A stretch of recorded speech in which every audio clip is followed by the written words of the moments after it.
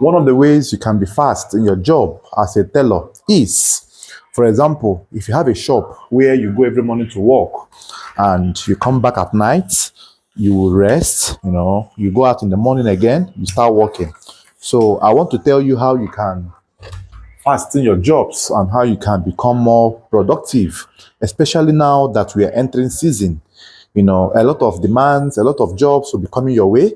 So I want to give you a trick on how you can become fast. Now, try to watch this video to the very end. So now, if you have a shop where you go every morning, like let's say 8 o'clock in the morning, you're out for work, you come back in the night and you still have a lot of jobs in the shop and you want to become fast. So the trick is you have to make a provision for you to be working at home, like have a cutting space in your house, a space in your house where you can bring in some jobs during the night, cut them, prepare them, gum them, like do every styling you want, then take them to the shop the next day and stitch. Now, this will help you to be more productive because I understand that most people in the market or those that rented a shop, they do have timing for closing the shop and also opening their shops. So if you really want to be productive, you don't need to be limited by the time frame your shop or your place you work do open and also do close, because this affected me some years ago when I was working in the market.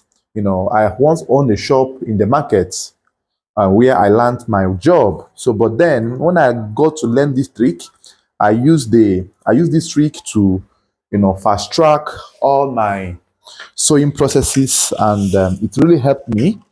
So, if you also work from home, there's also another trick you can use as well to make your job faster. Now, I bring out like a full day or 2 days. I use that 2 days to cut and gum. I can cut like 15 to 20 clothes in 2 days. I will do the whole cuttings. Then I will gum them.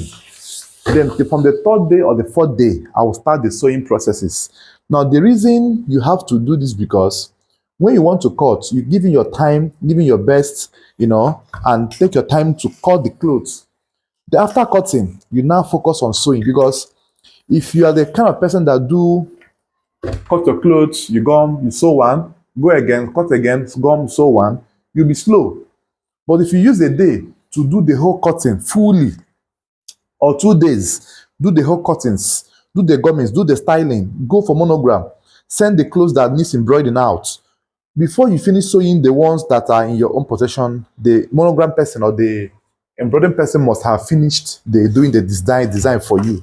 So it will hasten your jobs, right? So this is one trick I know I want to share with you guys, because I know this might help someone out there.